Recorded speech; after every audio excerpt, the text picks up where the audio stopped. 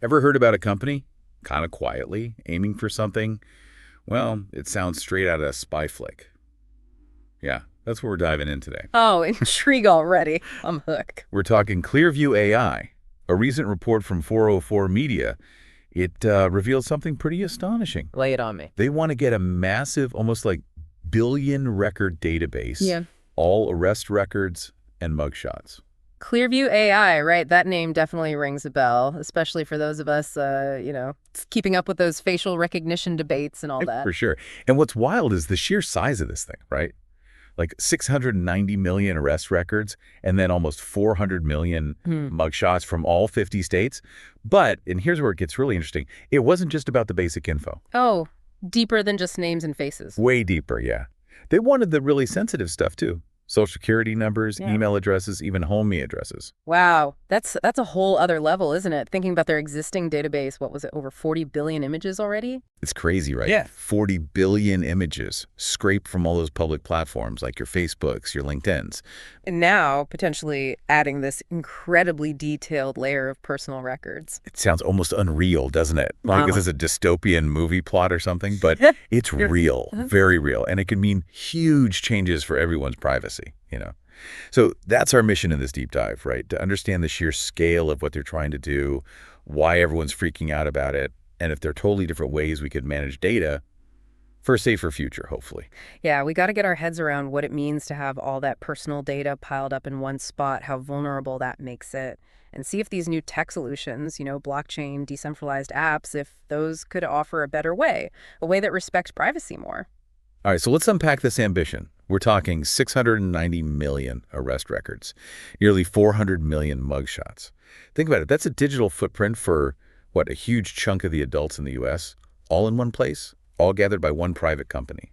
And what strikes me here is the depth of information they were after. Not just a record that you were arrested or your picture. They wanted social security numbers, emails, home addresses. That's not just for law enforcement anymore. That's a seriously detailed file on a person. They could have connected your face to tons of personal info. And they said the reason was, to make their facial recognition better, mostly for law enforcement.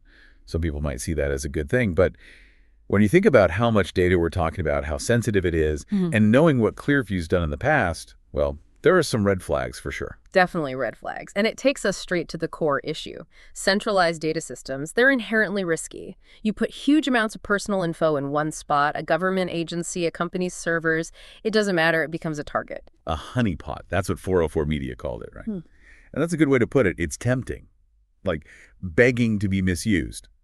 Imagine what corporations could do with that, wanting to make more money, governments looking to spy on people more, and then you've got the hackers always trying to get in.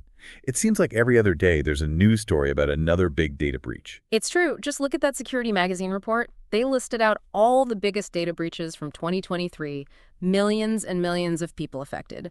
It's a stark reminder that these centralized systems are so vulnerable. All that precious data in one place, one breach, and boom, it's catastrophic, so widespread. And it's not just the outside threats, right?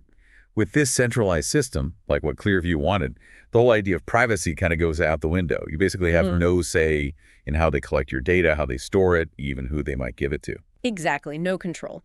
That New York Times article, the one called Clearview, what was it, the secretive company that might end privacy as we know it?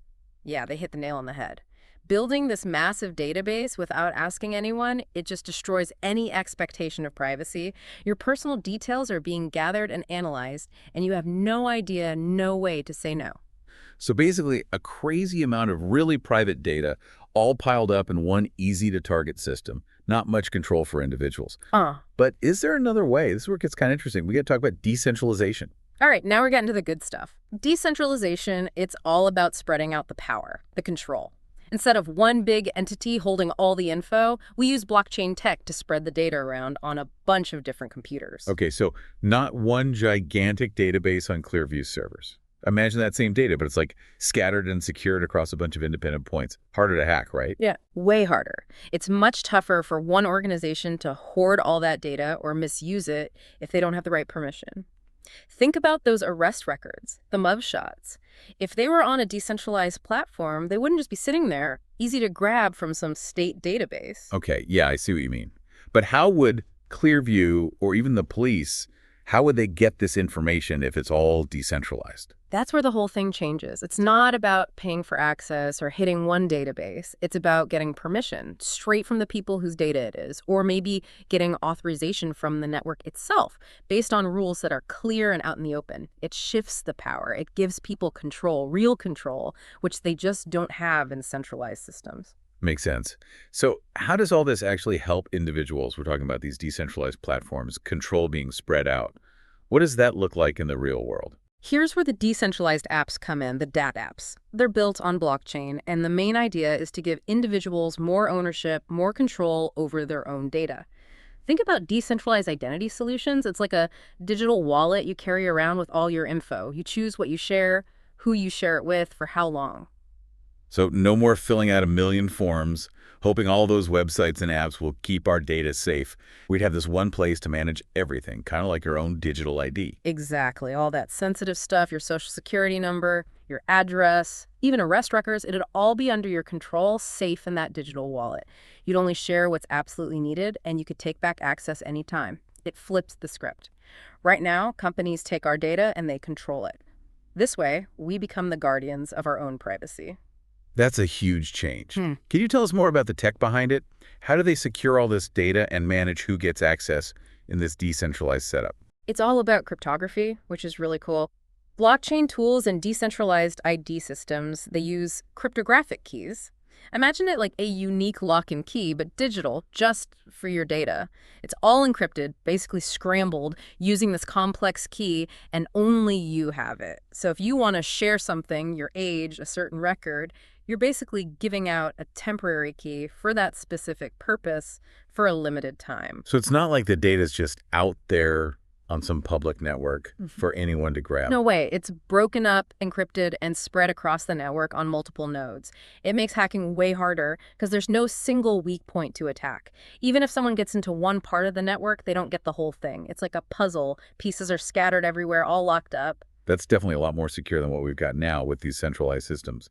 One breach and millions of people are exposed. You got it. Decentralized systems, they're built differently. They're much more secure against those big data breaches we hear about all the time. So wrapping up this deep dive, Clearview AI wanting to build this massive, super detailed database, it's a wake-up call. It shows us just how dangerous it is to put so much sensitive data in one place, especially in the digital world we live in. It's a crucial moment. We're only going to get better at collecting and using personal data as technology gets better. If we don't find other solutions, real privacy is going to keep disappearing. And it sounds like this decentralization thing, with blockchain and dApps, it could be a really good alternative, a way to make privacy more secure by design and give people more control over their own digital lives. I think so. It changes everything about how we think about data, who owns it, who controls it. It's not about trusting big companies with our data anymore. It's about taking charge ourselves, becoming the guardians of our own digital identities and data. All right, well, that's about it for today, but here's something to think about. What would it be like if we all truly owned and controlled our digital info?